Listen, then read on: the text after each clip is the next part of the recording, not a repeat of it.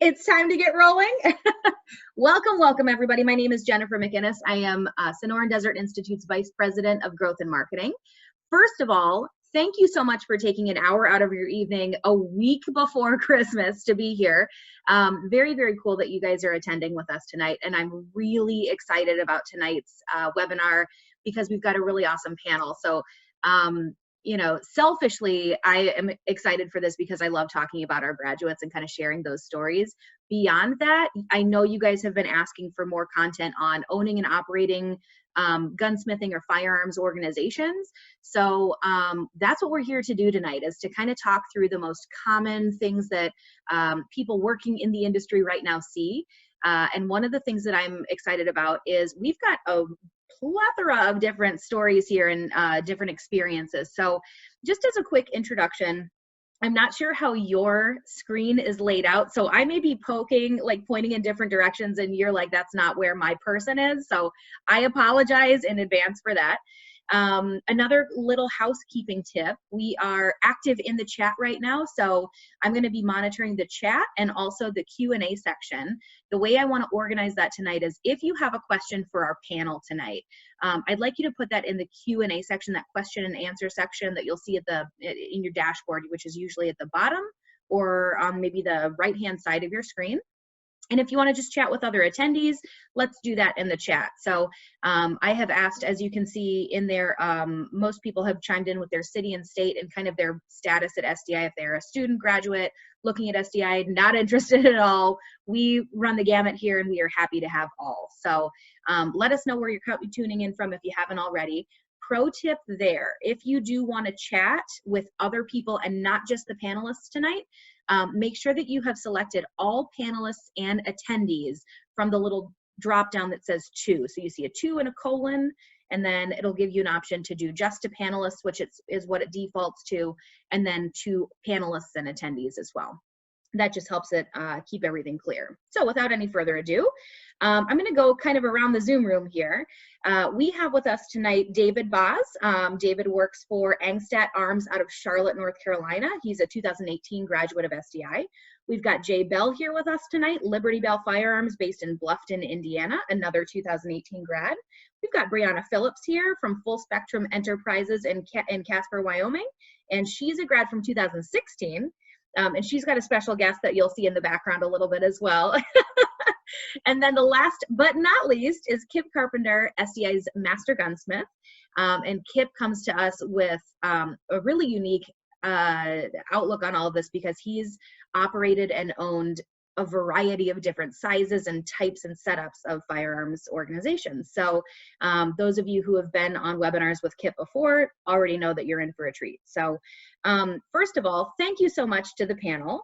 I promise I won't spend much time on the SDI stuff, but we do have a couple people in here that don't know much about it. So really, in a nutshell, Sonoran Desert Institute is an online college. We're accredited by the DEAC.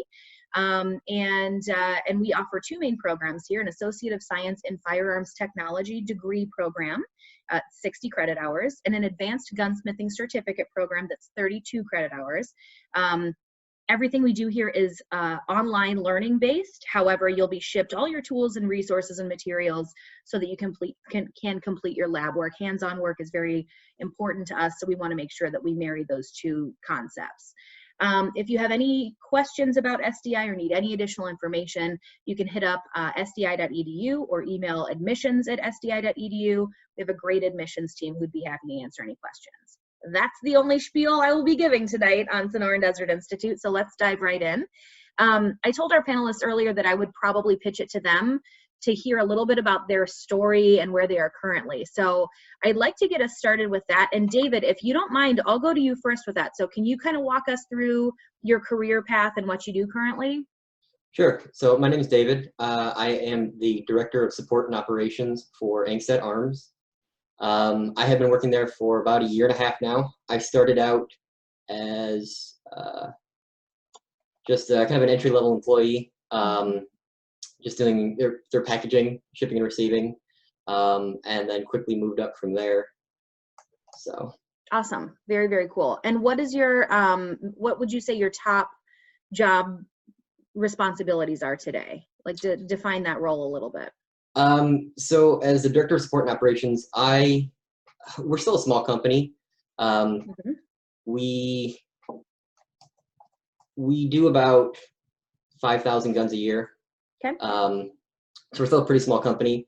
But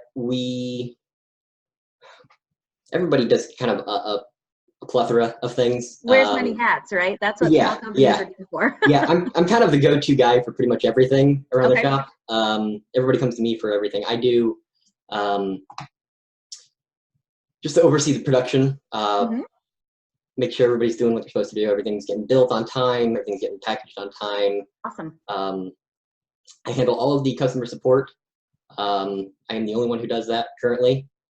So any questions that people have about our products, where can they buy things, if they have any issues with anything, I help troubleshoot that, figure out what needs to be done, everything like that. I mean, I pretty much do everything around the company. Everybody, like I said, everybody comes to me for everything. Yeah, I'm the IT guy, I'm the maintenance guy. Good for you. I do everything. So that's what I call job security, David. Yeah. Yep. Good job. Jay, I'm going to go to you next. Why don't you tell us a little bit about how you got where you are and what you're currently doing?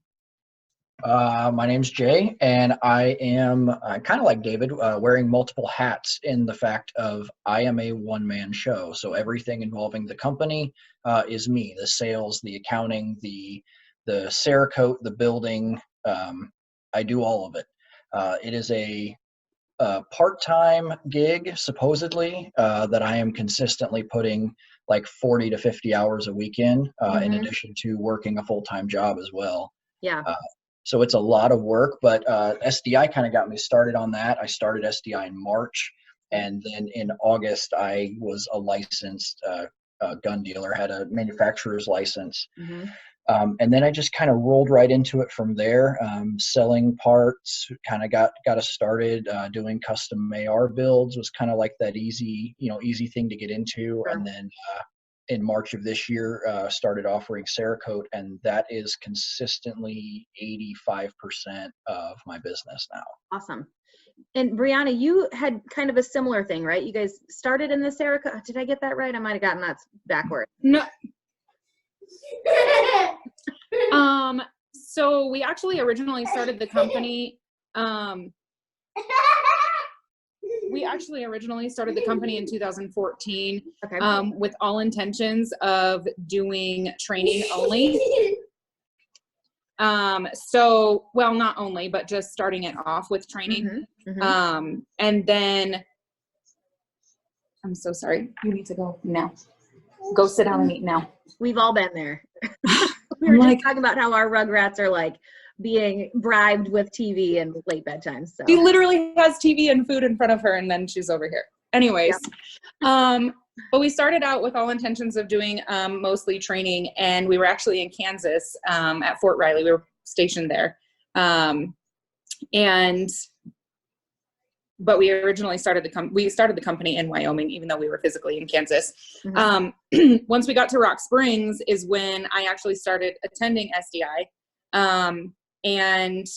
I had every intention of doing mainly gunsmithing, and we weren't doing any training in Rock Springs, but we were going to do a whole bunch of gunsmithing. And then my husband ended up getting orders early for Casper. And once we got to Casper, we had a seed planted about Cerakote, looked into it, sent my husband's best friend over to the training, and it's taken off from there. And actually, like Jay, that is about 90% of what we do now is Cerakote. That's pretty much what people look for. And it kind of just takes off from there. We also manufacture AR-15s as well. And we do gunsmithing, and my husband does want to do a lot more training. He's actually still active duty. So once he retires, he would like to get into that a lot more because that's his entire background. And so we want to incorporate all of those aspects into the business as well as keep up with the Cerakote. So, but that is pretty much what Full Spectrum is known for about right now. And then we actually do a lot of FFL transfers as well. I mean, I get multiple firearms a week, and we're constantly running transfers out of there.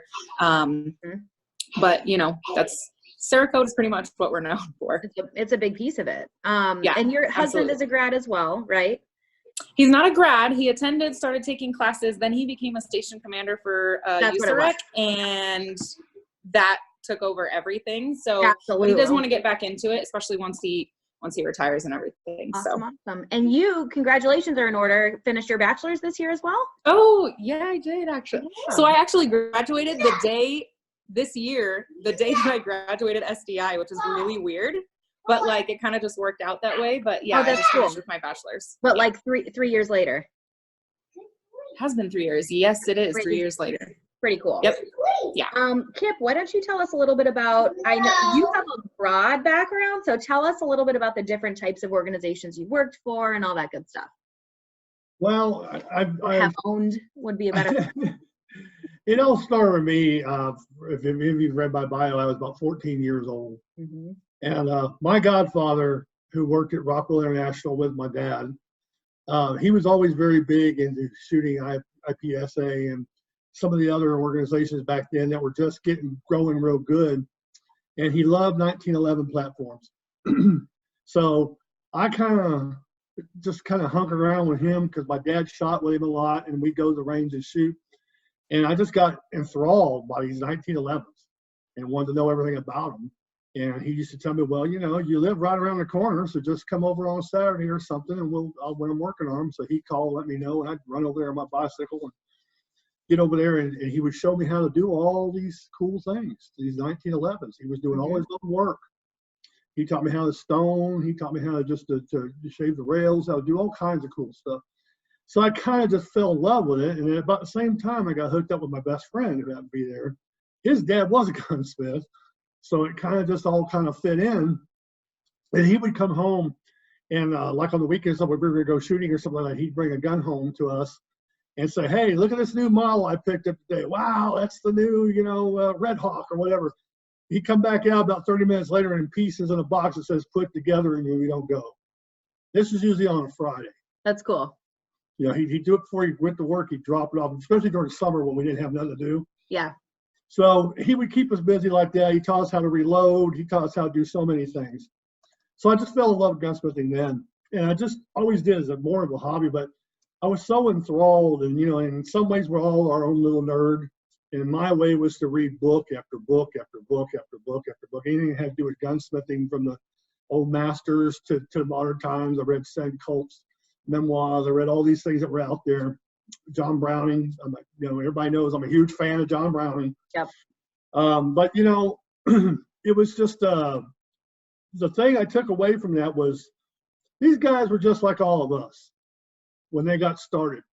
They didn't have any formal backgrounds. They had no big educations or nothing. They just knew how to do what they did. And they ran across somebody like Smith & Wesson or somebody like Winchester who recognized they had these skills from the work, and they became legends in their own way, as we all know a lot of them did. So that just kept motivating me to go harder and harder and harder.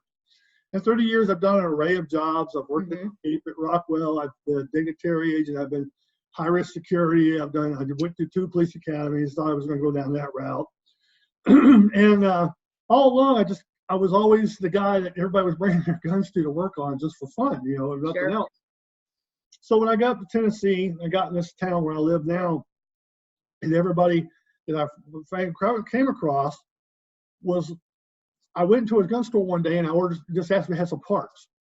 And the guy's like, there was a man standing next to me, he said, are you a gunsmith? I said, well, I guess so. I've been doing this since I was a kid. Can I have your card? Can I have it? Well, I don't have any cards. I'm not starting a business yet. Sure. So I got thinking about it and I said, you know what? Why not?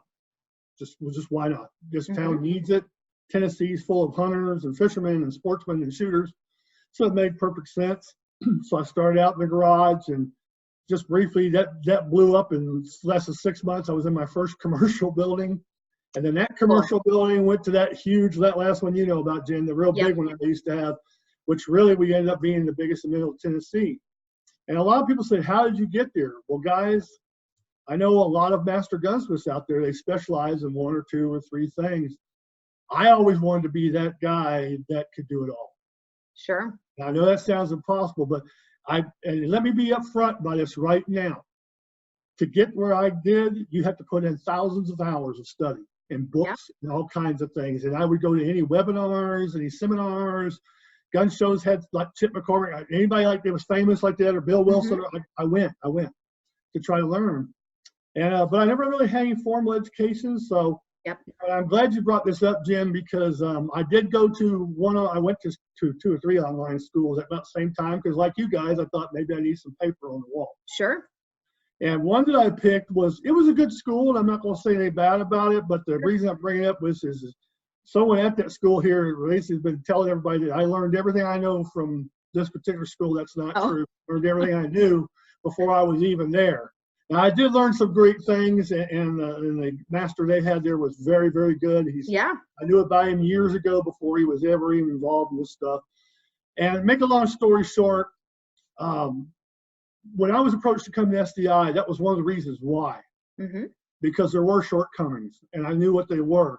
And I thought, some of that's great, but this is not what we actually do anymore out here in the gunsmithing world. Even when in the days of revolvers, when they were so heavy and everything else, I've watched this progression in the industry all these years come up and down, go up and further.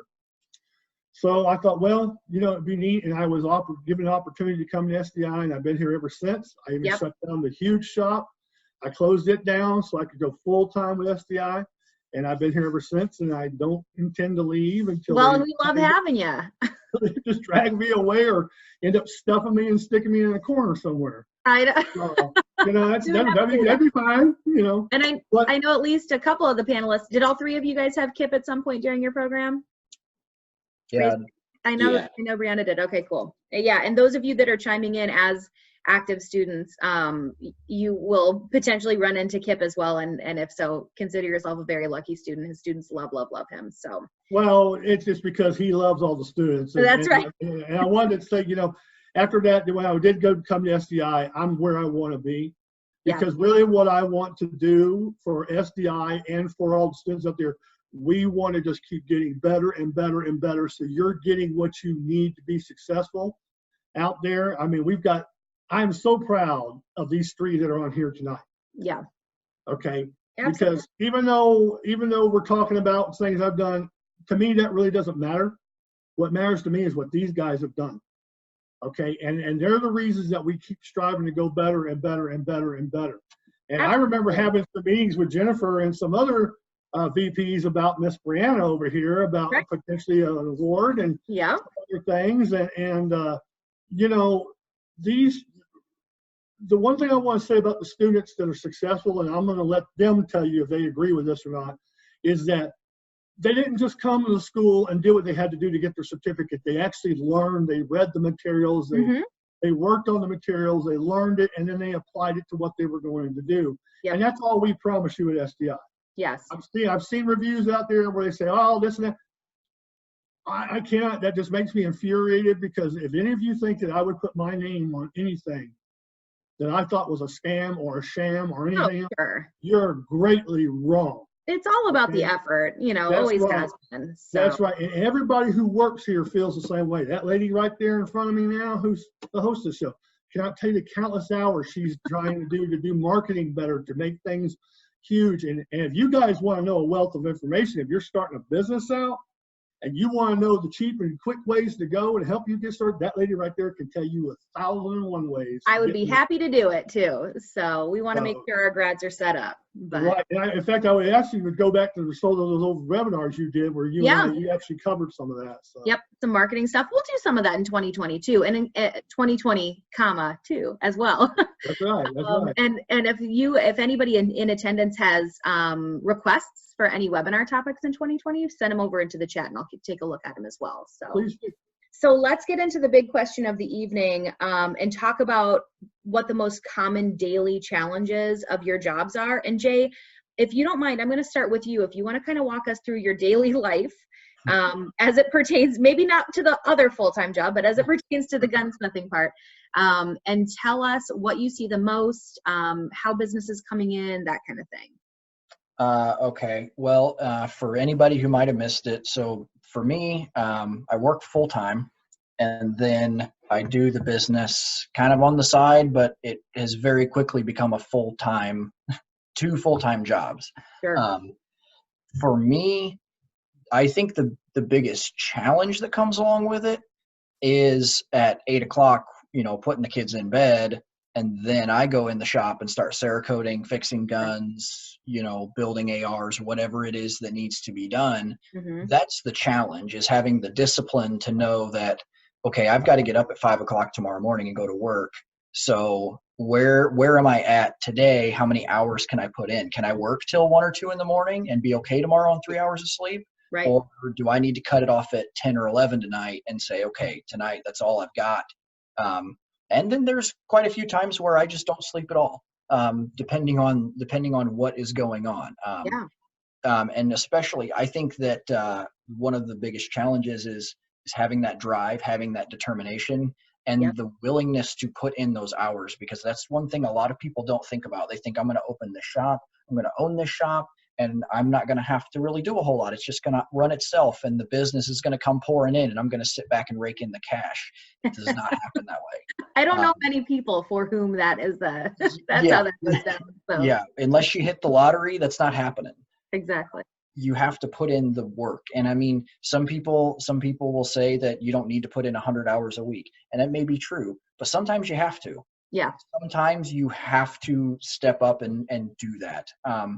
The things that I see on a regular basis is Cerakote. That has become the biggest thing. Like, I'm sitting here kicking myself that I didn't offer it sooner, because I've only been offering it since March, and it should have been like a day one thing. So that's been my biggest thing. The second biggest is people come in and they want AR builds.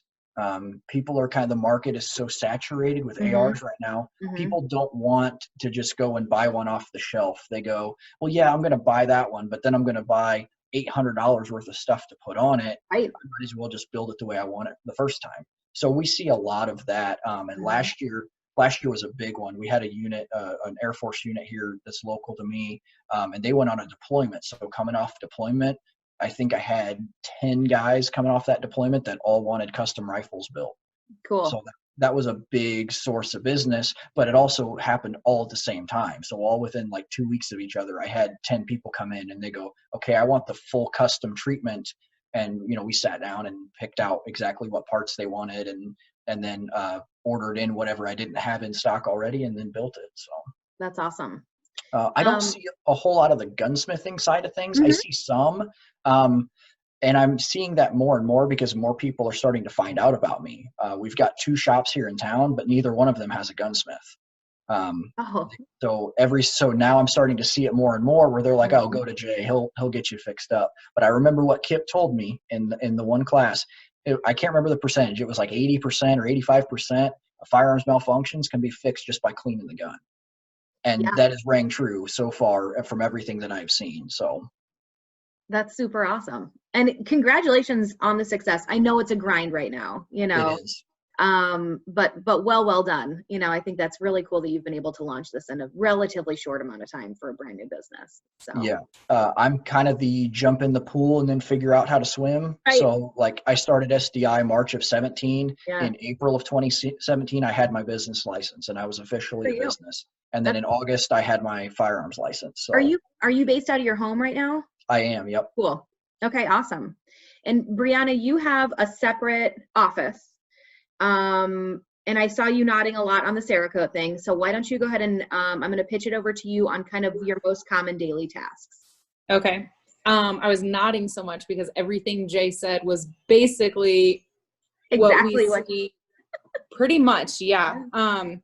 I mean, like to the T, like we don't really see a lot of gunsmithing stuff because we actually do have gunsmiths here. And we actually have a fairly large shop here.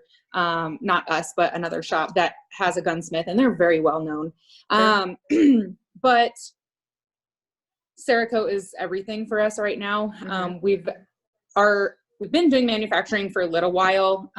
We get these, most of our builds though are either our lower end of the spectrum or completely maxing out every single upgrade they possibly can. But as far as the biggest challenge, I would have to say is just in general. I have 3 kids and a part-time job. My husband's full-time active duty. And then I'm also the co-chairman of our Casper Friends of NRA organization here. And then I'm heavily involved with a lot of other organizations. And of course the kids having all of their things and just running around town. And then also, but I have to be at the shop so I can meet customers. We are also a home-based business. And although I have a separate office, it's still inside of a home. And so more challenges would be like when we have FFL transfers coming in, I try to request that I get tracking information, because if no one's there, no one can sign for it. Right. And so then it gets held at a location, and then I don't know if I have time to go pick it up. And I've always picked it up. I've had one package get sent back to a seller.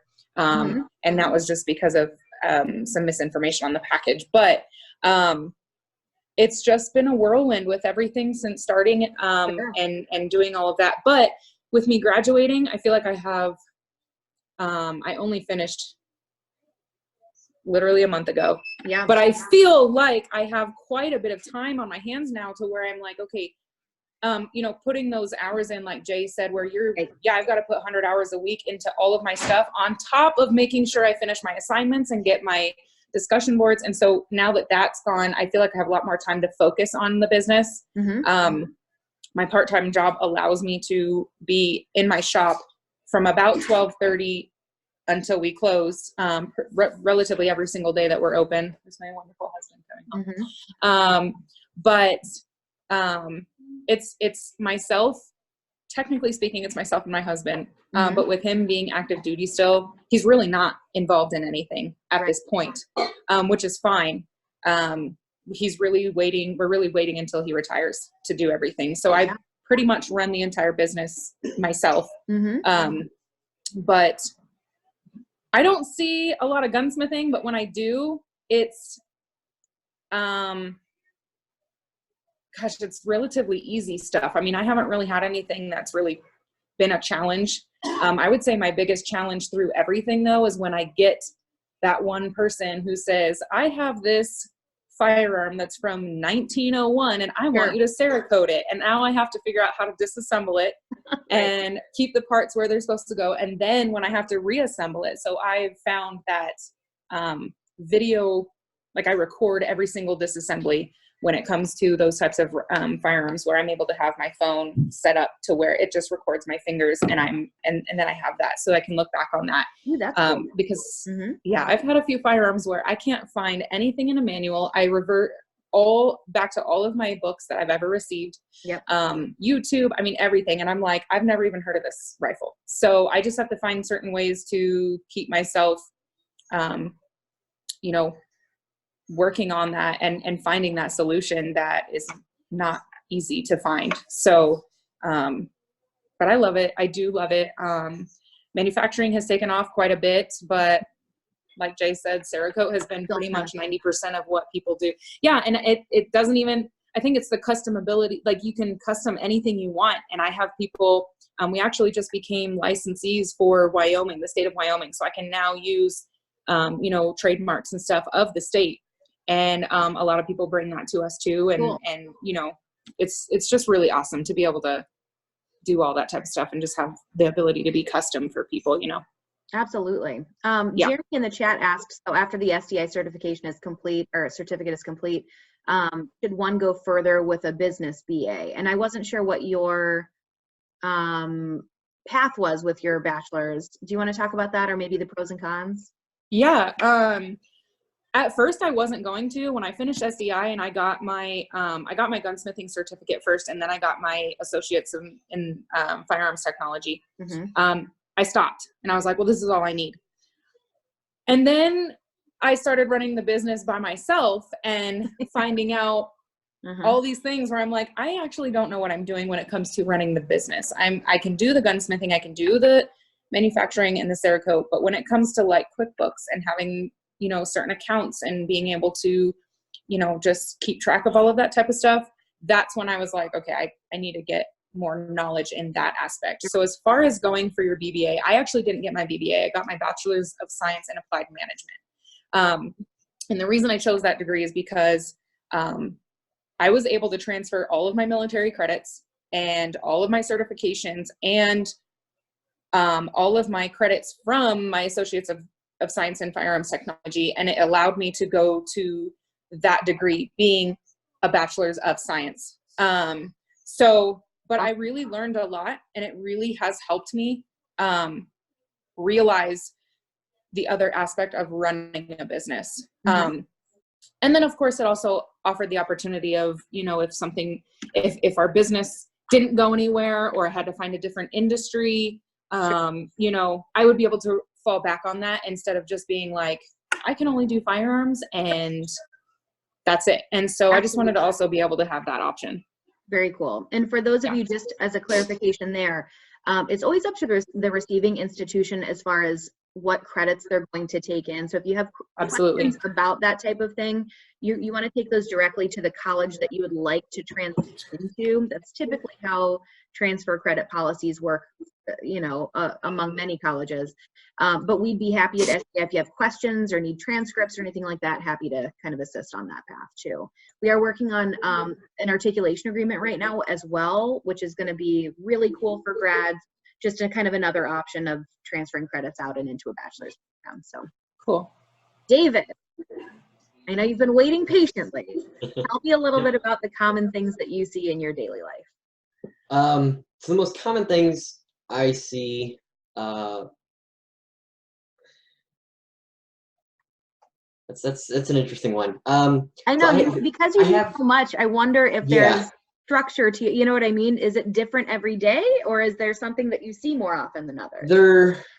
There is some structure, but it is, since I do so much, there is a lot of different things that I see on a daily basis. It does change from day to day, but there is kind of I have tried to structure it so that I have enough time allocated for all of my different tasks. I think the most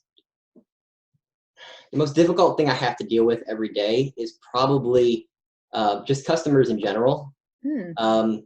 Customer service is probably one of the hardest things that you have to do. You have to learn how to talk to the customers, and for us, we're such a small company, and so many of us are doing so many different things.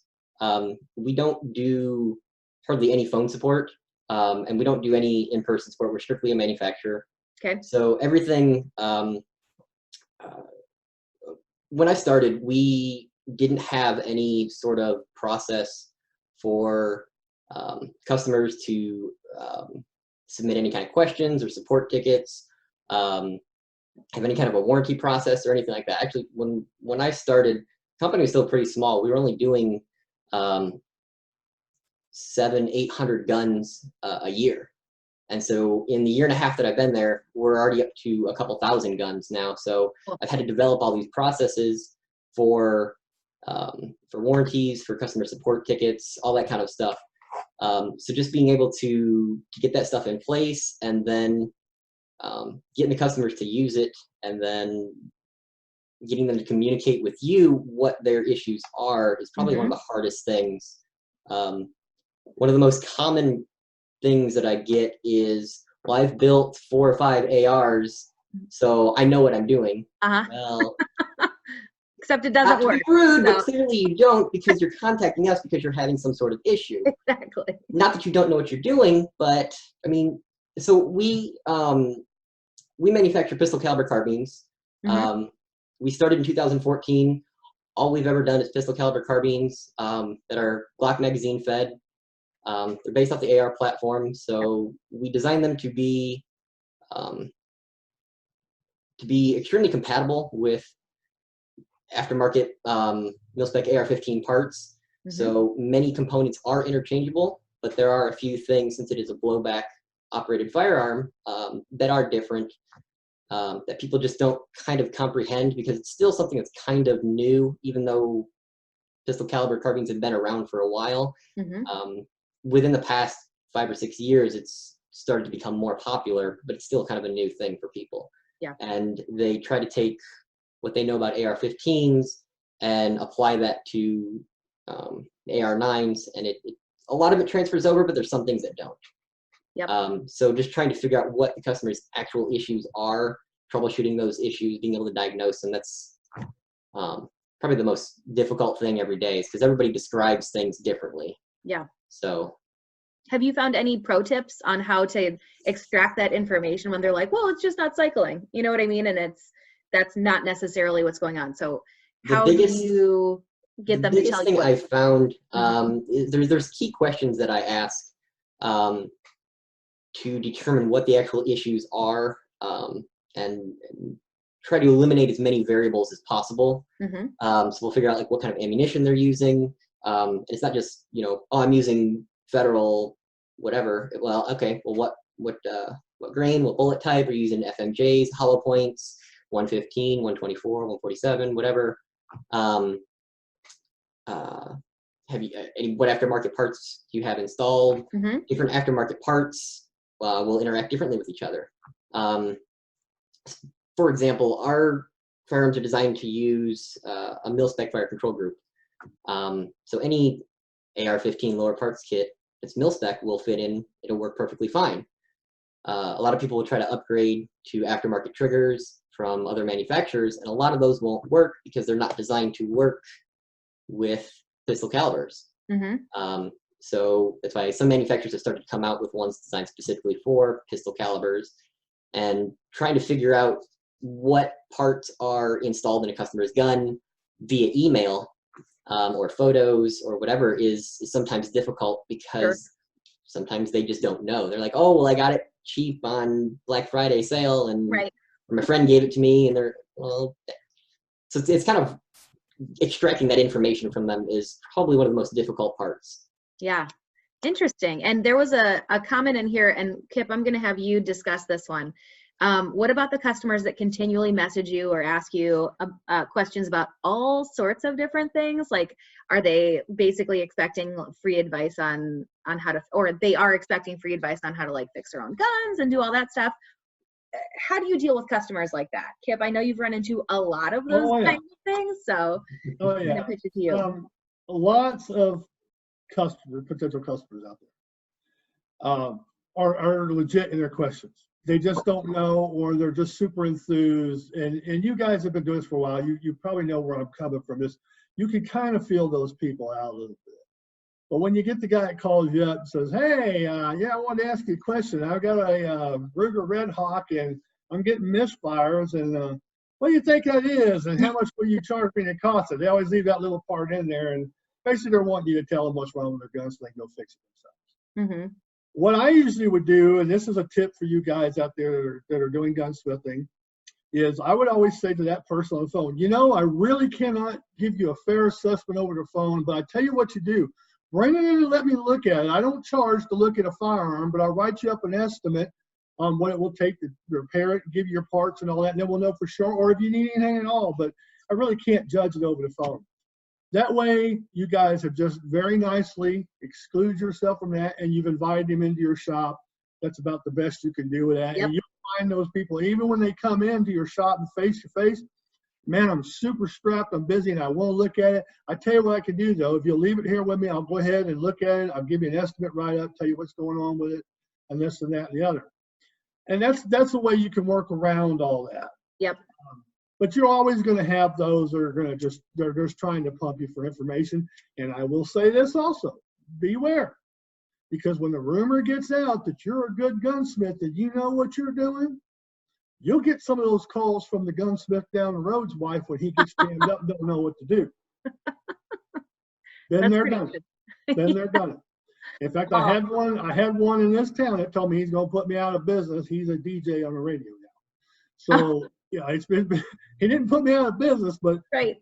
But you know what? That is the best tip I can give you to handle the customers like that. Good one. And guys, no matter what, and it's super hard, especially when you're in your shop. When you get that irate customer, or they ask you to do something unethical and you don't want to do it, and they go to ranting and raving, just politely ask them to leave. Don't lose control. If you lose control, you're just setting them off even more. And that's hard, because trust me, guys, if you knew me, you know I'm old school. I'm a pretty big dude. I just grab your color, put you out the front door. Okay. But when he's in there doing all that, you usually don't have to do that, because if you have customers in there and they know you, they usually go to telling the guy, hit the road for you. Yeah. But But the thing you want to do is always stay professional. Never lose it for those other customers' sake. So they see that no matter what you do, you're a professional. And that's what carries on over. And God forbid, if it gets to the point where the police do need to show up, that's only going to be in your favor 100%. Yeah. You're a gentleman and you did everything you could that you possibly could to ratify cases. So irate customers, I've said many times we could do a webinar just on customers. Yeah, and customer service is a huge component. Big time. And there's enough of us like Joe and a bunch of us out there that can tell you plenty of stories about people who've come in and called us everything but a human being. I'm sure. You know, even when you don't mess up, it's just that you might say no. For instance, I had a guy came in and said, I want you to make my AK-47 fully automatic. Now, I think we all were probably laughing at that. Right. You know, but the thing was, and I really figured it was an ATF check, it wasn't. This was a legitimate person. Oh, no, they weren't just, I thought that too. They were just trying to set you up. Right, because the field rep that I had at the time, I got to know him pretty well. I said, you guys do a check on me today? Because this is bugging me. Right. No, who was it?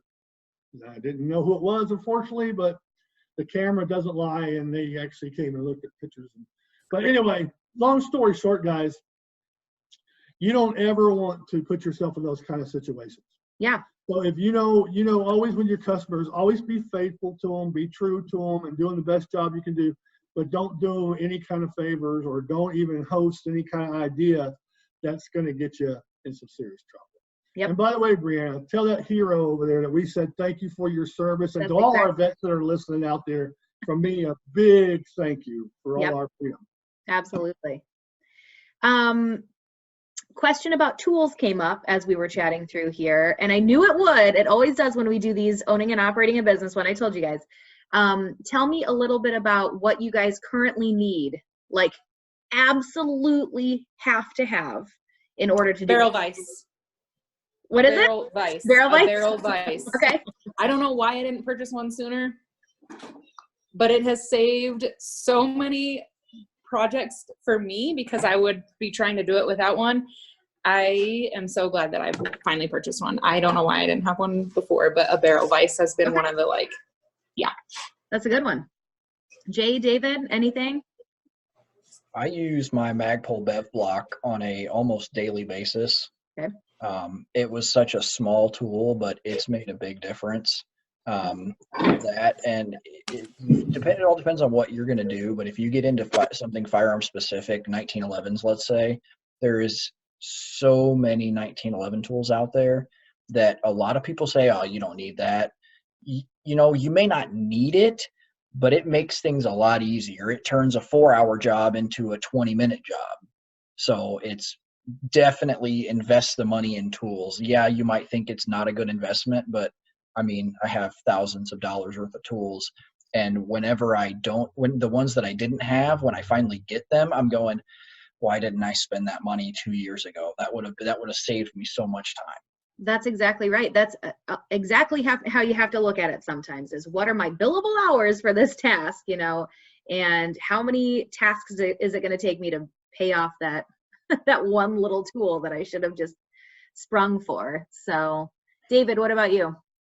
So I actually do have my FFL and I do have a home-based business as well. I do a little bit of gunsmithing on the side.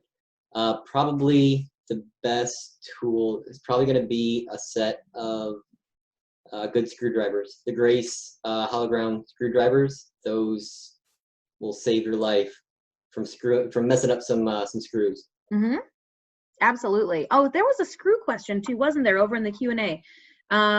Something about one of the biggest problems that Kurt has had recently is removing screws from relatively new firearms without stripping the heads. I know we talked about heat over in that Q&A section. Anything you guys want to kind of add to that? I know it's pretty specific, but there was some chatter over there, so I figured we'd unpack it a little bit. Yeah. Go ahead, Dave. Go ahead. A lot of manufacturers are using Loctite on some of their screws. Probably the easiest way that I've found to break that loose is a heat gun with a fine tip. If you heat the screw head up just so it's just hot enough to where you don't want to touch it, a lot of times that will turn the Loctite or the thread locker to a powder, and it'll allow you to break the screw loose pretty easily. Okay. And any worry about melting the lower or anything, you know what I mean? Any melting issues? You shouldn't have to worry too much. As long as you keep the heat gun or the soldering iron like away from the polymer and just on the screw head itself, you should be fine. Okay. Most of the time, they won't use any kind of thread locker on a screw into anything polymer, just because it can easily strip out. Okay. Perfect. There was one other one I wanted to, we've had a couple people ask about, instead of Cerakoting, or I guess in conjunction with Cerakoting, do you do a lot of hydro dipping as well, or is it primarily Cerakote? None. None at all, just Cerakote. Nope. Yep. I did when I had my shop open, I did some hydro dipping. And I did bluing, and I did anodizing, and I did lots of other array things. Hydro dipping, I found it was most popular with the people that are looking for that one-of-a-kind look to their AR or something like that. Really, that was they could get away with relatively cheap. And also hunters. A lot of synthetic stocks come in for that. It's very easy to do a synthetic stock. I have found that a lot of hunters are really kind of reluctant that have nicer wood stocks or even have a wood stock because they don't like the idea of plunging something into a vat of water. Yeah. They're afraid that they can, even minutely, may twist their stock enough to where their accuracy goes off, and I can understand an argument with that. Sure. So I really didn't see an overabundance of it either. And I was also in the business when dirt coat was the new thing and was the hot thing going. And I just wanted to reiterate something that they've said on here too, that guys, when Cerakote hit the scene and the word got out about Cerakote, I hate to say, I hope Glenn's not listening because he's a friend, but Duracoat went. It started going down real fast because anybody who's done Duracoat knows that it will chip, it will flake. You know, if you're with Melbourne Cerakote, I swear, man, that's stuff. Where I learned my lesson about Cerakote when it was first coming out, I wasn't too sure about. I was on the fence. I'll be honest with you. Yeah. So I was over at Barrett at that time and got to take a little tour around Barrett. And we got over to the chopping bin where they take all their old barrels and scraps and things that don't work, and they demolish everything and crush it so they can legally get rid of it. Let's sing this barrel in there, red as can be. And he said, "Oh yeah, that's our we do our own Cerakote here. That's that big booth over here. We got a Cerakote booth they sell." Oh, so I asked him, I said, "Do you think it's really that tough?" And he said, "Pull it out of the bin." And I pulled it out, and it was halfway chopped to that machine.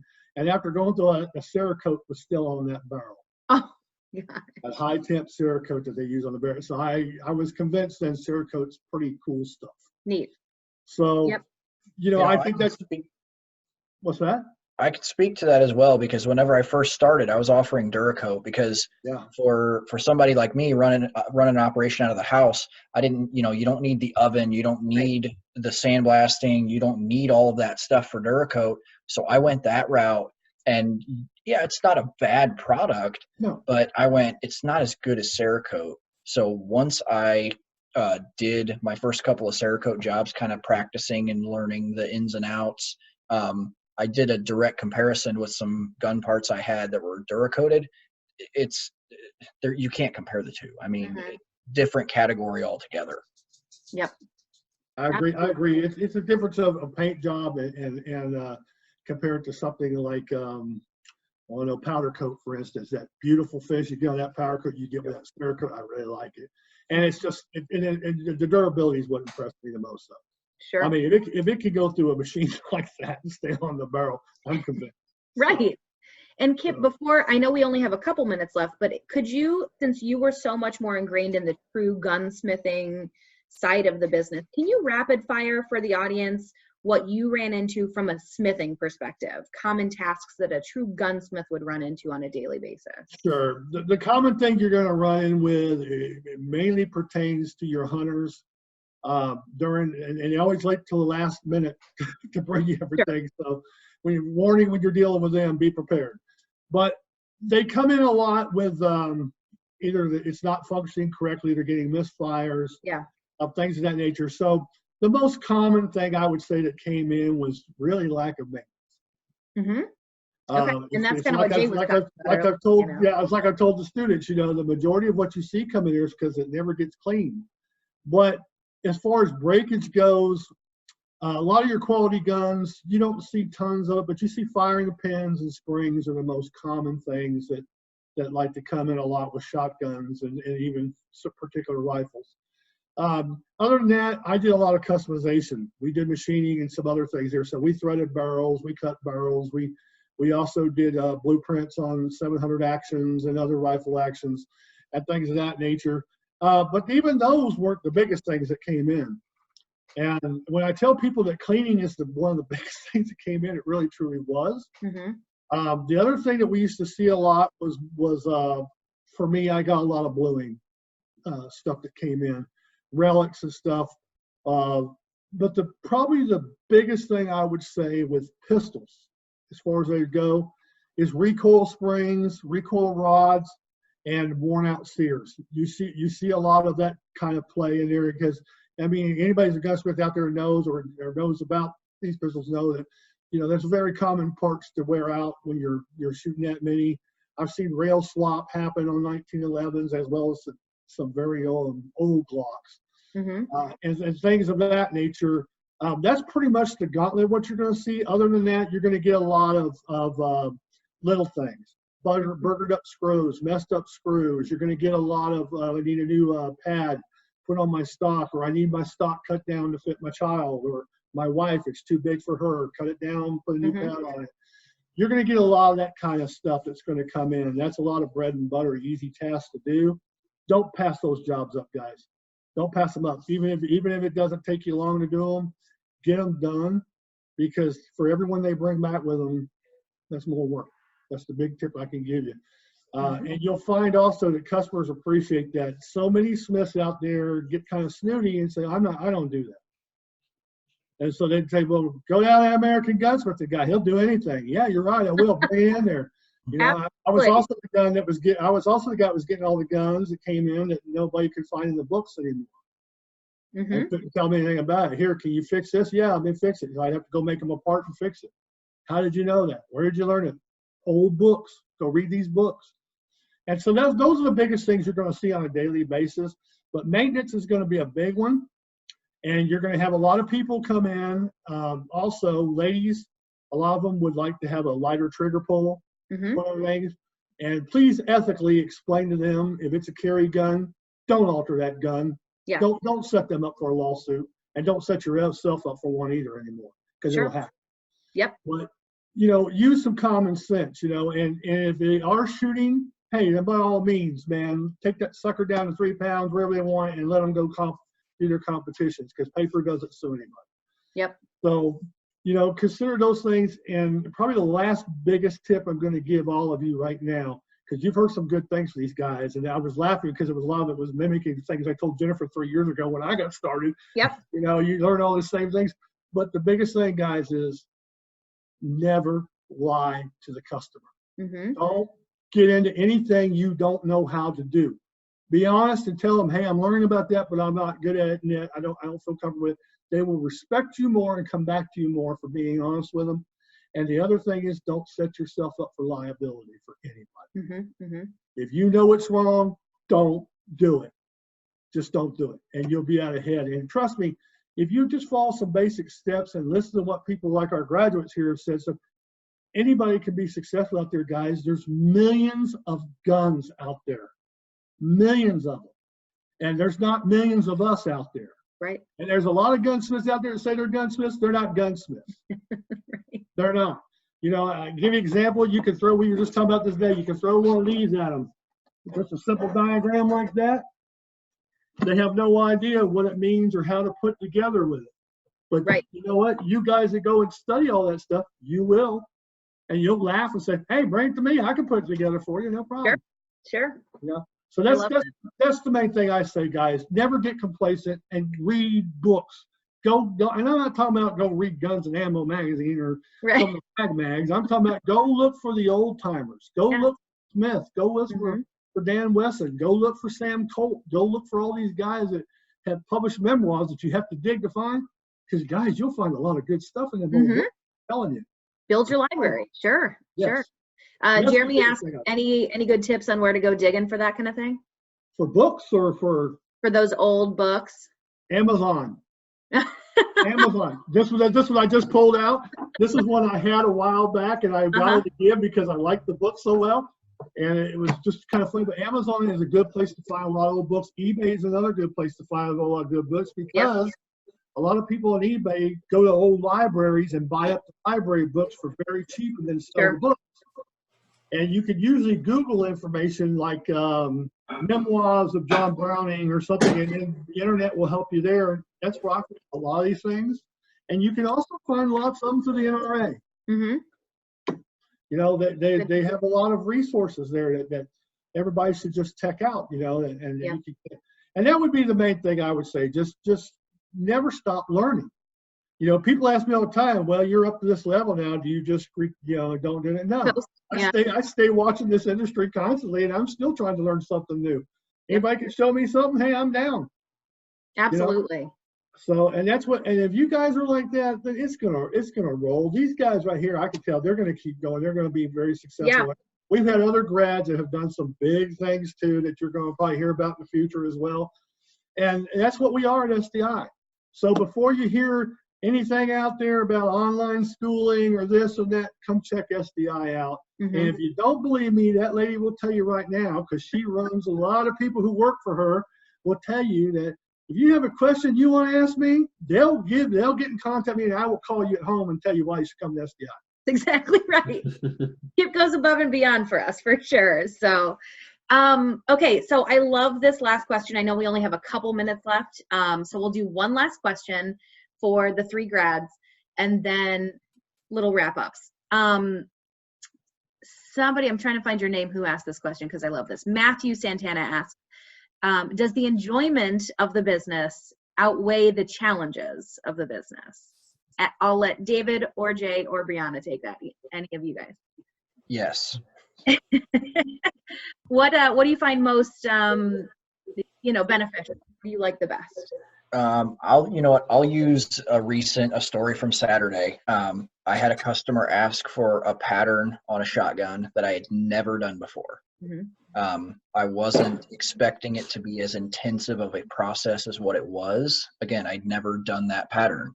I spent 15 hours to get this one gun done. That was disassembly, cleaning, sandblasting, Cerakoting, laying stencils, reassembly. And I was just at the end there was one night, it was 2 a.m, and I just called it quits, and I was like, this is not worth it. Like, I'm going to have to tell this guy I can't do this. I came back the next day, got it finished, delivered it to him on Saturday. And when he opened that gun case and his face lit up and he said how much he loved it, I went, okay, that 15 hours was worth every minute of heartache. Give me goosebumps, Jay. Yeah, every minute of heartache, the sleepless nights, I don't know if I can do this, all worth it when he said how much he loved it. Awesome. Brianna and David, votes on whether or not the benefits outweigh the challenges? Yeah, definitely. Definitely. Yep. Very cool. And Brianna, same for you, right? Pretty much. I've been in the exact same position that Jay's been, where I called my husband and said, close the business, we're done. I'm not doing it. I'm so over it. I'm not doing this anymore. And then he sits down and talks to me, and I get back on my A game, and then we go back in and we do these custom projects for people. And we're actually doing a project right now for an individual that basically, that's all I can tell you. And I'm extremely excited to can we say that? He's an individual that's deployed. I can't go into more about it because it's completely black ops. Like, let's not, but I'm just extremely excited to present this project to this individual. And it's completely custom, and to be able to do stuff like that for people, and they're able to go home and say, I'm the only person that has this product. Like, nobody else has anything like it. Is really just, it makes it all worth it. Being able to see their reactions, and just when we have customers who, continue to call or email us. I still can't believe you've done it.